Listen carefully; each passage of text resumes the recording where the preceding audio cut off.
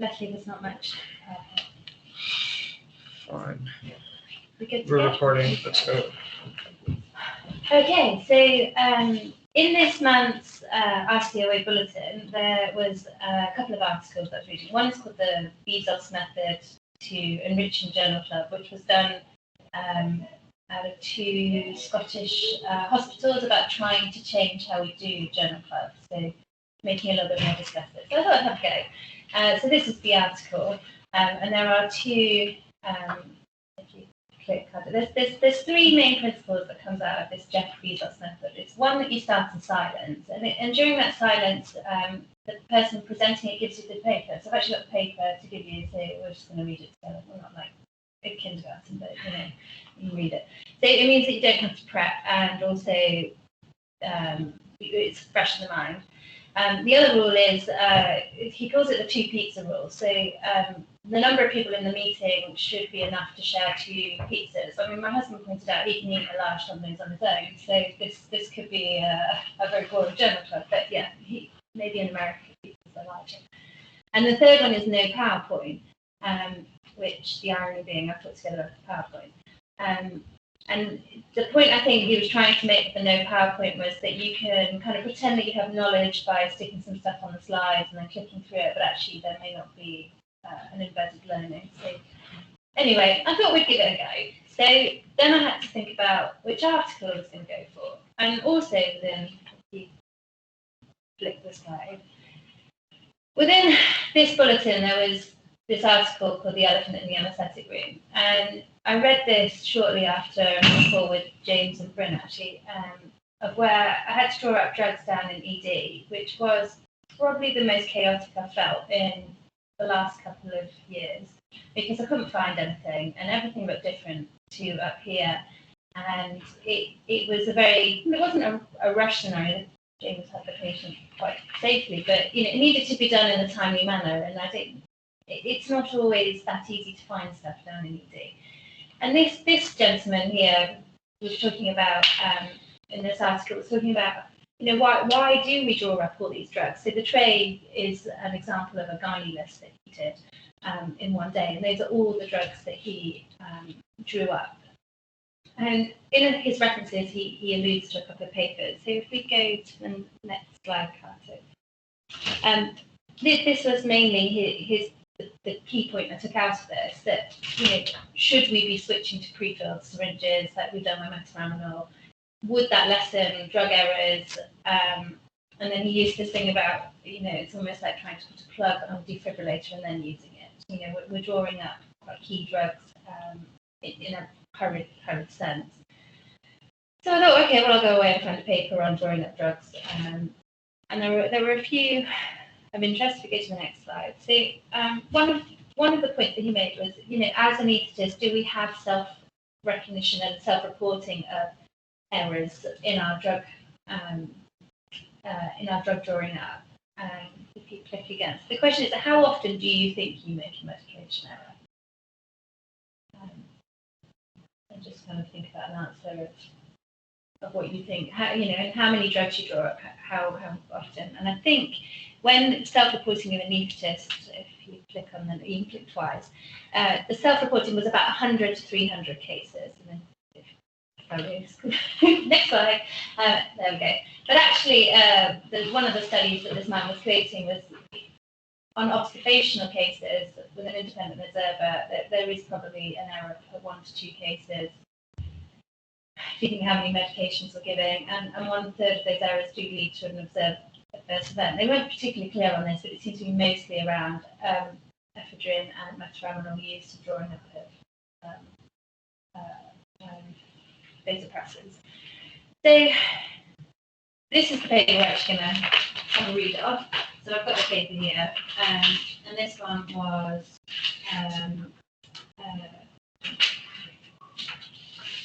referenced in the Elephant in the Room anaesthetic case.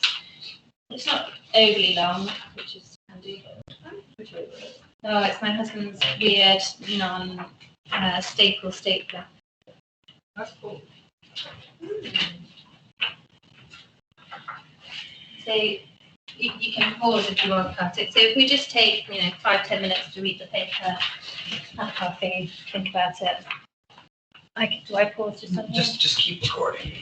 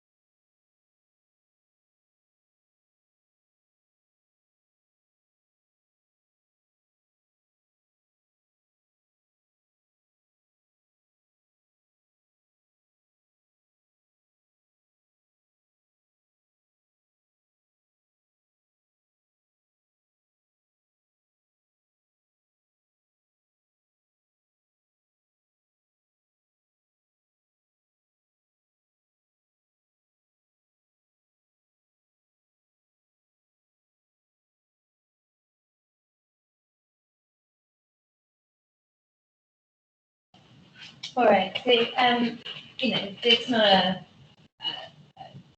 unexpected outcome, I would imagine, of reading through the paper, and it is nearly 10 years old. But what do people think about the errors? Do we think that they're that's actually quite representative of what happens, or in the simulation? Do you think in our practice? I'm not surprised at the variability and concentration thing, but the shocking thing is the 1 ampule instead of 5, because that's a really big difference, isn't it? And you just think a patient that's not responding to those tests, that's not quite clinical. One thing and one with. Yeah. Absolutely. But how? And then for that patient, you would then move on to something else, and actually they hadn't had to see the drug. It's quite interesting, because actually the numbers weren't huge, but even in not huge numbers, that's a very significant error, isn't it? I've definitely had it in ICU when there's just like we changed the syringe and so. And it said it was a slightly different scenario with our patient down in research, but there were certainly drugs that we were drawing up that I wasn't as familiar with as up here. So, for instance, the brand of rocuronium was different and was in smaller vials, and there were 2 different brands. And could you mix those brands to get the amount? So, when you're taking out of the theatre environment, or these people were taken into the simulation, is that when we're more prone to making errors, or is it actually when you're sitting in idle and doing the repetitive long lists? I'm more likely to. I think it's unfamiliar environment. Yeah, stress and unfamiliar environment. But certainly the fact that I know it was nurses and not physicians that that they would have been used to drawing up these drugs in intensive care in the ICU in a simulated environment, but they switch from their normal process. And I know when people are watching, it's harder to concentrate. I might miss it. I'm sure you've got your comment to it, but the person that was acting as a physician, they were one of the assessors, weren't they? So actually, there's no way they could have been blinded, because they would have known the nurse was drawing up. But they didn't have a role. They didn't have a role in at all. But they had a role in giving instruction, and that could have affected timings. You see what I mean? If they weren't blinded, but the timing was from we need to start adrenaline or NORAD. That's the instruction that was given. The timing was from the instruction being given to NORAD being attached to patient. Yes. But then they get a second instruction when they didn't respond, but then there was pause in between, was it? No, the second instruction was when they attached it, they said, this isn't working, we need to double the strength, so we need to have a new infusion. No, we need to change to an adrenaline. Oh, sorry, we need to change to an adrenaline infusion, and then they have to do that. So it didn't stop timing again until they finished that instruction. Exactly. So the timing was completely based on we need to go from the timing was we need to put this infusion up, and it was starting from when that instruction was given to when the infusion was attached to a patient for each set thing. So yeah. And I don't think there was much surprise that the pre-drawn up drugs took less time than the drawn up drugs, but obviously the cost differential is humongous. But I haven't really worked in on like week 7, so to me metaraminol comes in pre-drawn up syringes, but from those that have used ampules, I have to say the pre-drawn up syringes are really useful to have on standby. My concern with it is, and I've experienced it here, is when you do a metaraminol infusion, you don't have the flexibility because they've done away with the ampules. Yeah. The only worry is that you then take away any flexibility to do something that's not rogue, but just not just grabbing a syringe to give a bolus. Actually, if you want to draw an infusion, so I've definitely battled to find. I'll struggle with that as well. Second ampules to do an infusion. Yeah, if you want to do a laparotomy or something, I don't want to do little boluses. I'd rather have an infusion and be more constant. And you have that autonomy taken away if everything's pre-filled. Yeah, so it takes away that also the thinking of when you do have something different, because for instance the ICU bags carry the metaraminol ampules, not the pre-filled syringes. So for someone like me who's not used to using the ampules, I'd come across them and be like, what do I do? what do I do? And that's the danger as well, is having too many options, isn't it? So it's a difficult one, because I do like having the pre-filled syringes. It's when they completely replace being able to manually do an infusion. But isn't it the terminal vials are absent because of Supply, shortage of stock yeah. as opposed to anything like that?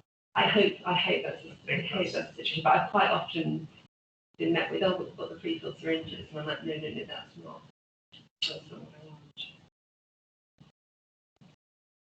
And do you think there's any other drugs? We've gone to metronidazole now because of the supply, but do you think there's any other drugs that could come pre-made that? Well, I think it has made a huge difference in terms of things like resus. But I think the fact that it's in adrenaline makes it so much easier. Like, I don't know about you, but when I first started off, we had to dilute the adrenaline. I shudder to think how many people had the wrong dose of adrenaline when they were like at an arrest scenario. And now I can just very simply, and you can see it very easily. I think emergency drugs, we don't have atropine that's in the pre-filled syringe here, but I hardly ever need to use it, but it'd be good to have it around if you did need to suddenly use it. The issue with these things is it's also with cost, and also if you're not using it very often, if they're in a pre-filled syringe, I don't actually know the answer to this, do they last less time than having it in a glass syringe? I presume they probably do.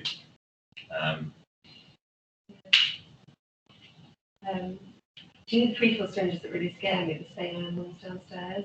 Because I'm so worried I'm going to do a massive flush of adrenaline. Yeah. They're so similar, those expensive saline flushes. Yes. Have you? Yeah. They're intense as well. Yeah. We were in recess 2-3 nights ago, yesterday or whatever. We were in recess, and there were these pre-filled syringes, and I just didn't. I drew up my own just for saline, just because I just didn't look too much the same. I can't believe that they can justify the cost, actually. I mean, they look very expensive. I'm amazed that they were. This is how much they are. I think they're 18p or something. It's when things look similar. And it's always when you're out of your normal environment. Although I've seen a few of the flushes now in some of the theatres as well, on the top shelf and metronidazole somewhere on the middle. But you could easily. So I guess that's one of the. I've just posed some questions. I haven't analysed the paper because the way that they've kind of suggested that you go about is this more discussive element, and I didn't really know what paper to get discussion about. But we've talked a little bit about what drugs are most likely to have associated errors. I sometimes think, when we draw up like opioids or something and we dilate, like I think morphine and we've got this tiny little thing, and we're trying to draw up as much as we can. Because sometimes, occasionally, it's like a little drop of morphine or something. But such minimal amount, and you dilate it up into channels, does that make a difference to the amount? Yeah, well, Remi's like a tiny amount of powder, and they have found that some Remi vials haven't actually got as much Remi in as they do. So if you're using a 50ml syringe, diluting Remi, you might be having quite a large difference in terms of your concentration. Same when you're like doing your spinals or whatever, when you're drawing up your opioid or you're doing your morphine, if you suddenly lose a bit, or you haven't managed to take the whole entire morphine. You could definitely maintain Remi that there's variation between people and how you draw it up, and some people insist on drawing up their own Remi because they then get a consistent concentration for them. Yeah. But I'm guessing it comes as a powder because that's how it's easier to store. But it's such a tiny little vial. Yeah. What do people think of the ampules to be wiped with an alcohol swab and left to dry for 30 seconds? So I looked at our IV preparation policy. If you scroll to the last slide, it is crazy what our GWH. So just taking out a few elements of this, it's an 18-step procedure. You have to wash your hands 3 times, and 90 seconds are just spent waiting for surfaces to dry. And we're meant to wipe ampules before use. And there were loads of other elements in that as well. And when I looked around, there were other IV, this is not an unusual IV preparation policy, but how many people wipe the ampules, wait for it to dry? Have you ever seen IT units doing it? Yeah, Is that of interest? I have, Or do they do it routinely? I mean, they do especially the more junior ones, or the ones that just they do wide the ambulance, they don't wait all that time. Yeah, it just takes forever. But that's why I think that an interesting talking point about it is how much do you think of it is related to the situation? So I think the best IT units that I've worked in are if they need stuff prepared, it's not prepared by the nurse that's looked after. So it's kind of said, can we get some adrenaline? And then 2 people go on, and then they do the adrenaline completely separate from. But I think you should try and minimise doing a few things, as well as us in the anaesthetic in operating room. We should try and do as much of the preparing away from it. And so I will try and do most of my preparations in the downtime before the next patient coming in, because I know that I'm more likely to make errors if the patient's in the room and I'm trying to do stuff. Yeah, because you're drawing up and then they'll be checking them in and they'll just quickly ask you, have they got any allergies? And you'll go away and exactly. Yeah. And like I'll try and do my calculations of how much local I'm able to use and these other things. You just want to try and minimise the noise that's going on. Yeah, absolutely. Definitely. And I think anaesthetists are probably one of the few medical doctors who prescribe and also deliver their own drugs, because quite often in medicine you would prescribe it and someone else would be totally taken away.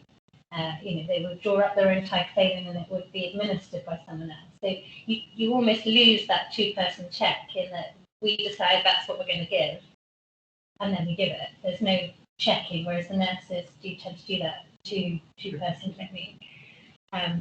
But quite often, especially in the busier cases, there isn't that 2-person ability. But I guess there's an argument to say, should we be drawing up the drugs with the ODP? But they are doing other tasks at the same time. So essentially, the trust that I'm going to work in, I stumbled across something that was a project where they had basically introduced that, a 2-person check of anaesthetic drugs. They came to the conclusion that it wasn't sustainable, but they decided that that was best practice and then realised that it just didn't work. I mean, it is best practice, but it's also. And I tried to implement it, it's just isn't practical. Because one of the suggestions in here was about having pre-filled by pharmacy. So they're not pre-filled syringes, that you get from the manufacturers, but they're filled here by pharmacy. But on a practical level, that would require, an entire pharmacy to be in theatre and someone coming in and just drawing up drugs. But everyone has their own cocktail, don't they? So how would pharmacy know what they were going to draw I up? think that will happen. I generally think that will happen in bigger centres for things like ICU. So I think they will end up having pharmacy that are pre-filled, noradrenaline of different strengths and propofol and atrium infusions and stuff like that. They'll be seeing in like bigger centres having like robots like you do in pharmacy that will then deliver it. And so you can kind of say, we've got X number of ventilated patients, we anticipate we'll use this, and then they'll prepare it. And that just allows you to have more time, so you won't have to suddenly go. Bit of an online shopping list. Yeah, I think get it delivered in the morning. A bit like that. Then it just also minimises the time that the nurse has got to be away from the patient bed space so that they can do other things. So it's just trying to be as economical with your. I just can't see that working, as you were saying, just individualised. All people, some people do the alpha thing. They have to argue is that best practice? Like, it's probably done enough in alpha run. Then you probably have like pharmacy saying, well, you get variable concentrations. We kind of it's not quite going to pharmacy, but when we get NORAD infusions for theatre, we do go to ITU and ask them to prepare it, and they're the ones who prepare it, and they've got nothing to do with the patient directly, and then we pick up these NORAD. I think that's sensible because they're doing it all the time. Exactly, and but also it's like that pharmacy, maybe not in the same manner, but there you've got a complete separate person who's not in the heat of I need to NORAD right now. Who's just, let's do it. We've got the vials. Can you count the vials for me? There's that they're doing their entire process, and so actually, in a way, there are mechanisms that we are doing to try and minimize the error in that we go to ITU for NORAD infusion. So it's not like it's completely away from the practice that we're doing currently. It's just not the standard in everyday practice, if you get what I mean. I think interesting things that will minimise the stress, like when you're in like an already stressed environment, like for example the pre-filled butyl fentanyl mix that you have for obstetrics. Like, can you imagine if we had to put in fentanyl at 3 in the morning? So do we think as time goes on we'll start to see, well, it sounds like a lot of the emergency drugs can also already come pre-filled. Yeah, it's interesting. In Southmead, just from the cost perspective, we're talking about it not being economical at the moment, but actually in Southmead, the metaraminol, they opted to go to the pre-filled syringes from a cost perspective because they felt that people prophylactically drawing up their own metaraminol anyway. With a pre-filled syringe, you don't do that, and you therefore only use it on the patients you need to. So they put forward an argument that it was cost saving having the pre-filled syringes.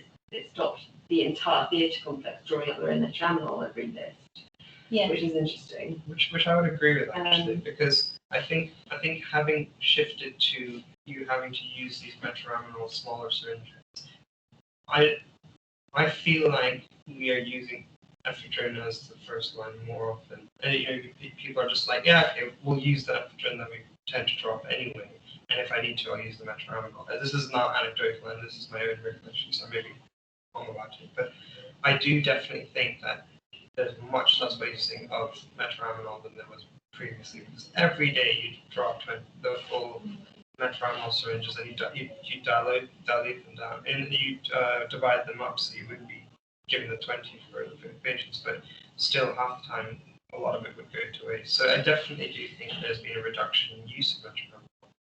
Playing devil's advocate though, do you think less people, because they're worried about breaking up, do you think less people are actually treating hypertension, which is already known to be a problem? I do wonder elderly population. I do wonder if that. Because, this is all anecdotal in other places, but most trauma places, if you're doing a GA or you're doing a block, now you often run a metaraminol infusion alongside it to minimise the hypertension that's associated with trauma and bad outcomes. But here we don't seem to do that. So,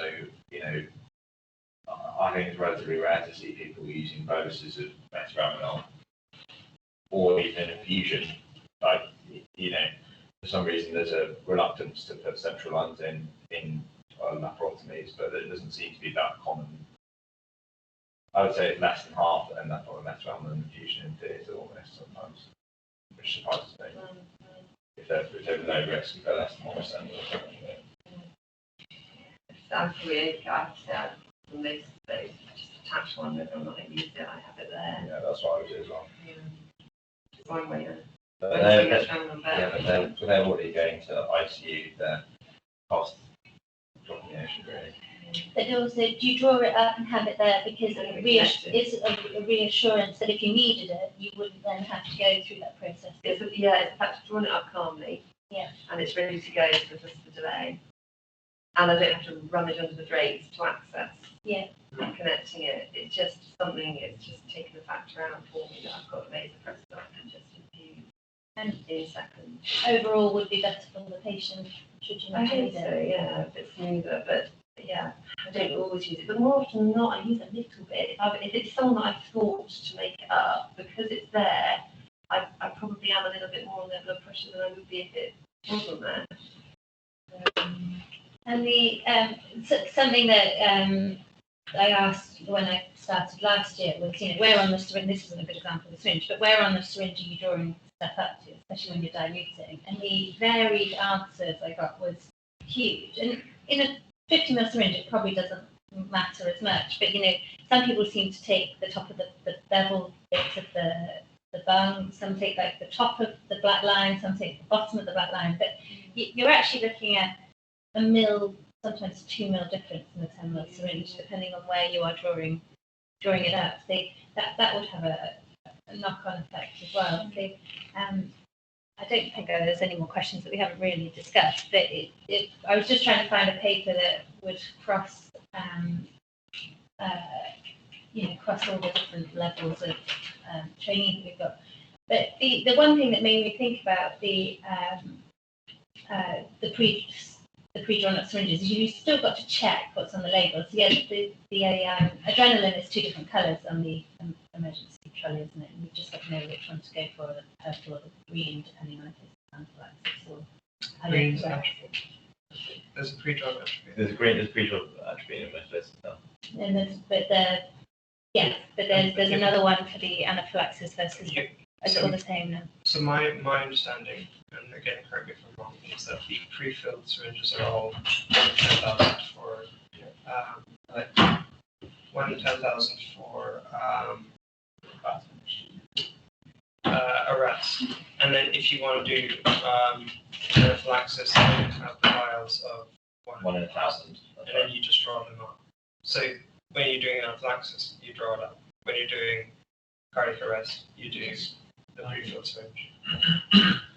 I think the not the funniest because it wasn't funny, but the sometimes not knowing how a drug comes. I mean, I was at the VRI on a night shift and got fast leaked to a hypoglycemic girl and was just kind of presented with this powdered version of glucagon with no information on how to draw it up or anything. It was like CT1. And like, we're just going to ignore that. And even though it's in the hypoglycemia policy, it's like, this is so unfamiliar. I'm not even going to be able to give this patient this. But actually, it's important to acknowledge when you're not comfortable with something and find someone that is, because actually, it's like make a really big mistake. This has come out of the glucobox. What is this? I'd rather give IV glucose and give glucagon in a hypo, even though I know it's short policy, but I think we'll just say really.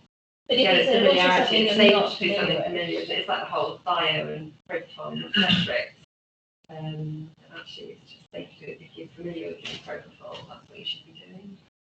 So I think the one thing that I did think about with this is that they were only using 2 drugs, and obviously on a standard list we can use 8 or 10 drugs per patient. But if everything was in a syringe, you would still need to reach for the correct syringe, and you would still need to make sure you've got the right drug. So yes, the concentrations has reduced the error, but there's still the human factor involved, making sure you've got morphine, not magnesium, or I think it's just the things that you would need to dilute. Yeah. Because how annoying would it be every time you need a bit more muscle relaxant to have to break into another pre-filled syringe when you can just draw up into your already used and you're doubling disposables and things. So I think it's where dilutions are involved. Any other thoughts? No, I suppose I quite like drawing things up just for that kind of cognitive kind of going through a bit of a checklist of what I need. And I think if you go into work every day thinking, I've got all these pre-filled things already made in a cupboard, maybe they are there but I don't know, maybe just it's a bit more of a trigger to think on, I need this one for this case. So I think I will definitely need this and then you'll draw it up, whereas maybe. I do agree. It kind of lets you process the case. Yeah, a little bit. Yeah. And maybe think about the patient factors a bit more. Yeah, just remind yourself of what can go wrong. but yeah, maybe. I think with as with everything, I don't know about you guys, but when I draw drugs up, I have my own mental checklist on how to do it. And it's nothing taxing or simple. It's like if I'm drawing up ephedrine, for example, it'll be I will do ephedrine first. I will draw it in, and then I'll dilute it down. Or I wouldn't go the other way. You know what I mean? There's like a routine that I follow, and I make sure I follow it every single time to kind of make sure I'm not fucking up or making a mistake that way. And so I think everyone will, if you kind of stick to your own routines, that kind of does reduce error in a way. Because in like an emergency scenario, when you have to draw up, when you have to draw up your drugs, then that's what you do. Yeah. It's like how, what is it that you guys describe, like spinals and obstetric or whatever, your needles are in the same, your syringes are in the same order. So it's that, you can't reduce human error unless you replace us with like robots. But if you kind of have your own checklists in your own head, that kind of makes it easier, in my opinion. Yeah, you can minimize human error. You can't get rid of human error, but you can minimize it by having new processes or by having things like a classic example is almost almost overnight, people stop losing their cards by the card coming out before you get the cash machine. So that was an equipment change that allowed you to reduce human error. Other things are like the on the pumps with the alarms and telling you the battery's going to go flat or that there's a high pressure alarm or whatever.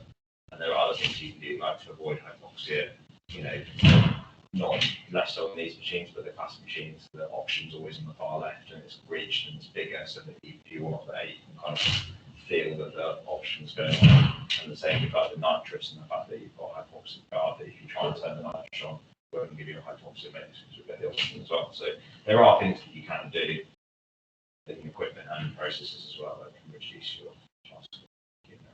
And I guess this paper or the study is saying that we should make a system. This is an equipment thing that reduces error, which may or may not.